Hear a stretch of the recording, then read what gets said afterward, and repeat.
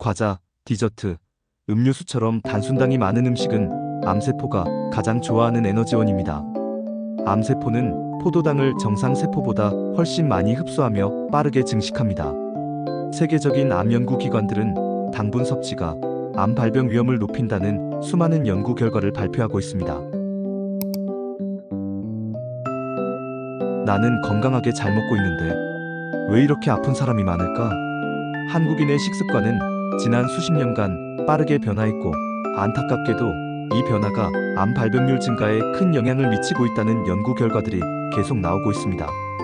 특히 대장암 발병률은 세계 1위, 유방암 증가율도 세계 1위라는 충격적인 통계는 우리가 이 문제에 대해 더 이상 방관할 수 없다는 경고를 던져주고 있습니다. 그렇다면 왜 유독 한국인에게 특정 암이 많이 발생하고 암이 발병하는 진짜 이유는 무엇일까요? 가장 큰 원인 중 하나는 바로 식습관의 서구화입니다.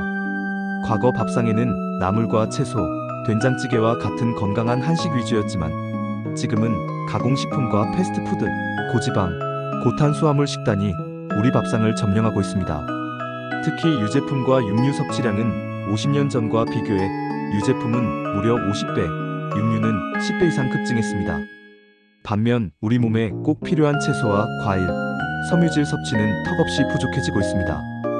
이러한 식습관 변화는 특히 젊은 층에서 대장암 발병률을 세계 1위로 끌어올리는 주범이 되고 있습니다. 바로 당분 과다 섭취입니다.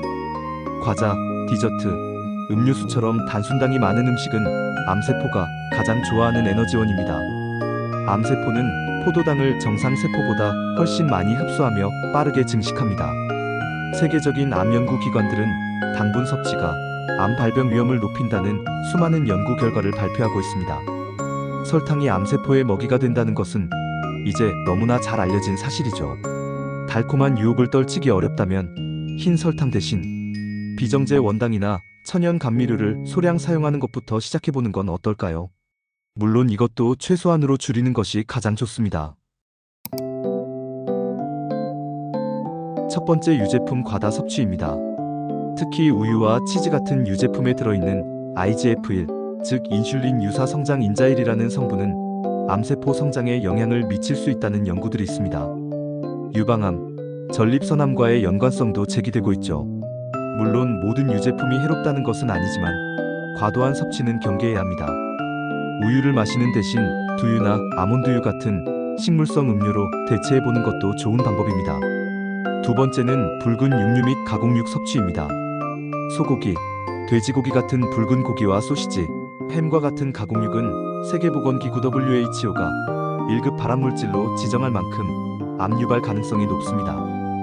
특히 고온에서 조리할 때 발암물질이 더 많이 생성된다고 하니 굽거나 튀기는 대신 삶거나 찌는 조리법을 선택하고 생선이나 닭가슴살 같은 흰살고기로 대체하는 것이 좋습니다.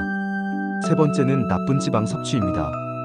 트랜스지방, 포화지방, 그리고 오메가6 지방의 과도한 섭취는 우리 몸의 세포막을 손상시키고 만성염증을 유발하여 암 발생 위험을 높입니다. 염증은 암을 키우는 중요한 환경 요인이죠. 대신 들기름, 아마씨유와 같은 오메가3가 풍부한 좋은 지방을 냉압차기나 비가열 방식으로 섭취하는 것이 중요합니다. 네 번째는 의외일 수 있지만 커피 과다 섭취입니다. 카페인은 스트레스 호르몬인 코르티솔 분비를 촉진하여 면역력을 떨어뜨리고 암과 연관될 수 있다는 주장도 있습니다. 물론 커피의 항산화 효과에 대한 긍정적인 연구들도 있지만 과도한 섭취는 피하는 것이 좋습니다. 암 예방을 위해 가장 중요한 것은 바로 균형 잡힌 식단입니다.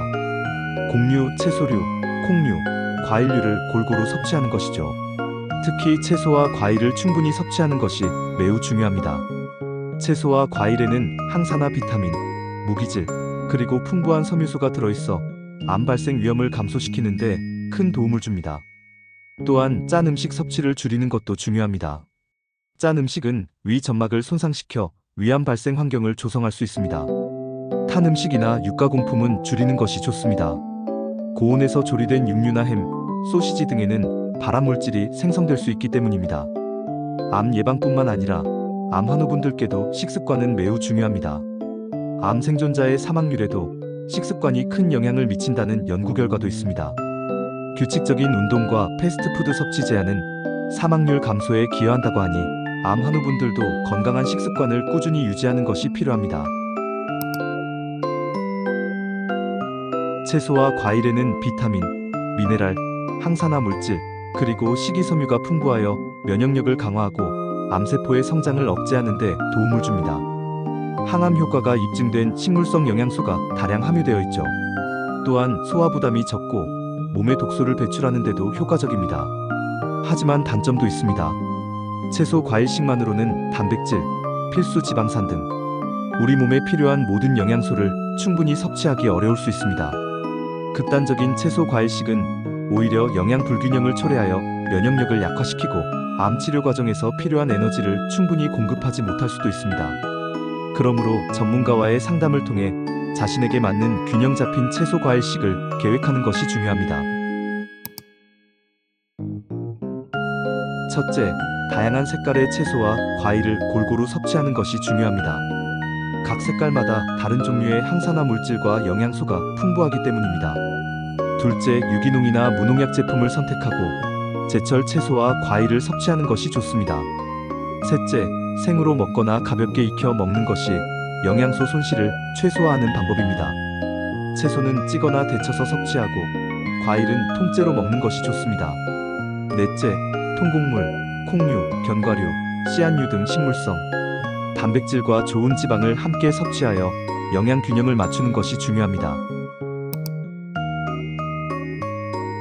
여러 연구와 사례들을 살펴보면 그들의 공통점은 바로 강력한 의지와 긍정적인 마음가짐, 그리고 철저한 식단 관리와 생활 습관 변화입니다. 한 연구에서는 암 환자의 심리적 요인이 치료 결과에 유의미한 영향을 미친다고 보고했습니다. 스트레스 관리가 면역력에 긍정적인 영향을 미친다는 사실은 익히 알려져 있습니다. 또한 많은 암 극복 사례에서 특정 음식을 피하고 몸에 좋은 식단을 꾸준히 유지하는 것이 중요한 역할을 했다고 말합니다. 이 모든 것이 암세포가 살기 어려운 환경을 만들고 우리 몸의 자연 치유력을 극대화하는 데 기여하는 것이죠.